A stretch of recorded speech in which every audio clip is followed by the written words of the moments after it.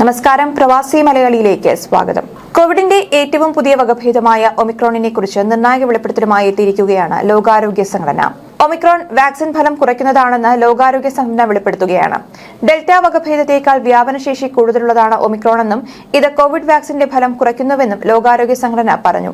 എന്നാൽ ഒമിക്രോൺ ബാധയ്ക്ക് ഗുരുതര രോഗലക്ഷണങ്ങൾ കുറവാണെന്നും ഇതുവരെ ലഭ്യമായ വിവരങ്ങൾ വിശകലനം ചെയ്ത വിദഗ്ധർ അഭിപ്രായപ്പെട്ടു. നിലവിൽ ലഭ്യമായ ഡാറ്റ കണക്കിലെടുക്കുമ്പോൾ സാമൂഹിക വ്യാപനത്തിന്റെ കാര്യത്തിൽ ഡെൽറ്റയേക്കാൾ വ്യാപനശേഷി ഒമിക്രോണിനാണെന്നും ലോകാരോഗ്യ സംഘടന വ്യക്തമാക്കുന്നു. ഇത് വാക്സിൻ ഫലപ്രാപ്തി കുറച്ചതായും ലോകാരോഗ്യ സംഘടന അഭിപ്രായപ്പെടുന്നുണ്ട്. ലോകത്ത് ഏറ്റവും കൂടുതൽ കോവിഡ് വ്യാപനത്തിനിടയാക്കിയത് ഇന്ത്യയിൽ കണ്ടെത്തിയ വകഭേദമായ ഡെൽറ്റയാണെന്നും ലോകാരോഗ്യ സംഘടന പറയുന്നു. അതേസമയം വലിയ തോതിൽ ജനിതക മാറ്റങ്ങൾ സംഭവിച്ച ദക്ഷിണാഫ്രിക്കയിൽ കണ്ടെത്തിയ ഒമിക്രോൺ വകഭേദം ലോകത്തുടനീളം വിവിധ രാജ്യങ്ങളെ വീണ്ടും യാത്രാവിലക്കുകൾ ഏർപ്പെടുത്തുവാനും ആഭ്യന്തര നിയന്ത്രണങ്ങൾ വീണ്ടും നടപ്പിലാക്കാനും പ്രേരിപ്പിച്ചു. ഡിസംബർ 9 വരെയുള്ള കണക്കുകൾ പ്രകാരം ഇതുവരെ 63 രാജ്യങ്ങളിൽ ഒമിക്രോൺ സ്ഥിരീകരിച്ചിട്ടുണ്ട്. പ്രഭവ കേന്ദ്രമായ ദക്ഷിണാഫ്രിക്കയിൽ അതിവേഗമാണ് ഇതിന്റെ വ്യാപനം. ദക്ഷിണാഫ്രിക്കയിൽ ഡെൽറ്റയുടെ സാന്നിധ്യം താരതമ്യേന കുറവാണ്. ബ്രിട്ടനിൽ ഡെൽറ്റയാണ് ഏറ്റവും കൂടുതൽ റിപ്പോർട്ട് ചെയ്തിട്ടുള്ളത്.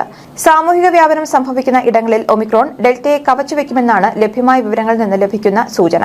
എന്നാൽ ഈ വകഭേദം എത്രത്തോളം അപകടകാരിയാണെന്ന് പറയാൻ ഇപ്പോഴത്തെ ഡാറ്റ മതിയാകില്ല എന്ന് ലോകാരോഗ്യ സംഘടന പറയുന്നുണ്ട്.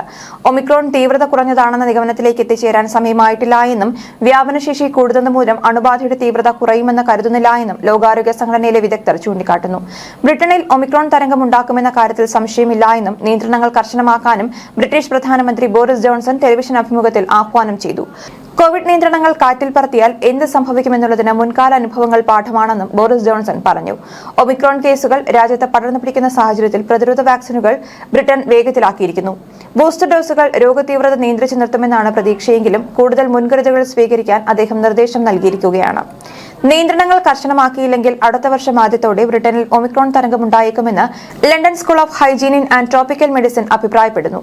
അടുത്ത വർഷം ഏപ്രിലോടെ 25,000 മുതൽ 75,000 വരെ ആളുകൾ മരിക്കാനിടയുണ്ടെന്നും LSHTM പ്രവചിച്ചിരുന്നു. ഡെൽറ്റ വകഭേദത്തേക്കാൾ വളരെ വേഗത്തിൽ ഒമിക്രോൺ വ്യാപിക്കുമെന്നും LSHTM മുന്നറിയിപ്പ് നൽകുന്നു.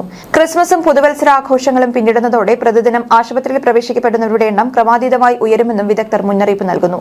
അതേസമയം ബൂസ്റ്റർ ഡോസ് എടുക്കുന്നവരുടെ എണ്ണം വർദ്ധിപ്പിച്ചാൽ ഒമിക്രോൺ തരംഗത്തിന്റെ ശക്തി കുറയ്ക്കാനാകുമെന്നും ഗവേഷകർ ചൂണ്ടിക്കാണിക്കുന്നുണ്ട്. കഴിഞ്ഞ ദിവസം 54,073 പുതിയ കോവിഡ് കേസുകളാണ് UK റിപ്പോർട്ട് ചെയ്തത്. ഇതിൽ 633 എണ്ണം ഒമിക്രോൺ വകഭേദം മൂലമുള്ളതാണ്.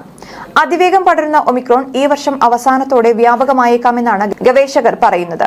ബൂസ്റ്റർ ഡോസുകൾ കാര്യക്ഷമമാക്കുകയും ഒമിക്രോണിന്റെ വാക്സിനെ അതിജീവിക്കാൻ കഴിയാതിരിക്കുകയും ചെയ്താൽ ഡിസംബർ 1-നും ഏപ്രിൽ 30-നും ഇടയിൽ 20.9 ദശലക്ഷം അണുബാധ കേസുകളും 1.75 ലക്ഷം ആശുപത്രി പ്രവേശനങ്ങളും 24,700 മരണങ്ങളും ഉണ്ടാകാമെന്ന് ഗവേഷകർ ചൂണ്ടിക്കാണിക്കുന്നു. നേരെ മറിച്ച് വാക്സിനെ ഒമിക്രോൺ വകഭേദം വലിയ തോതിൽ അതിജീവിക്കുകയും ബൂസ്റ്റർ ഡോസുകൾ കാര്യക്ഷമമല്ലാതാവുകയും ചെയ്താൽ 34.2 ദശലക്ഷം അണുബാധകളും 4.92 ലക്ഷം ആശുപത്രി പ്രവേശനങ്ങളും 74,900 മരണങ്ങളും ഒമിക്രോൺ തരംഗ സമയത്ത് ഉണ്ടാകാമെന്നും ഇവർ പറയുന്നുണ്ട്. കോവിഡിന്റെ ഏറ്റവും പുതിയ വകഭേദമായ ഒമിക്രോണിനെ കുറിച്ചുള്ള ആശങ്കകൾ അവസാനിക്കുന്നില്ല. ഒമിക്രോൺ വ്യാപനത്തെക്കുറിച്ച് പുതിയ വിവരങ്ങൾ പുറത്തുവരുമ്പോൾ ആശങ്കയിലാണ് പ്രവാസികളും. രാജ്യാതിർത്തികളിൽ കൂടുതൽ നിയന്ത്രണങ്ങൾ ഏർപ്പെടുത്തിയാൽ പ്രവാസികളെ ഇത് ഏറെ വലയ്ക്കും എന്നുള്ള കാര്യത്തിൽ സംശയമില്ല. ന്യൂസ് ഡെസ്ക്, പ്രവാസി മലയാളി.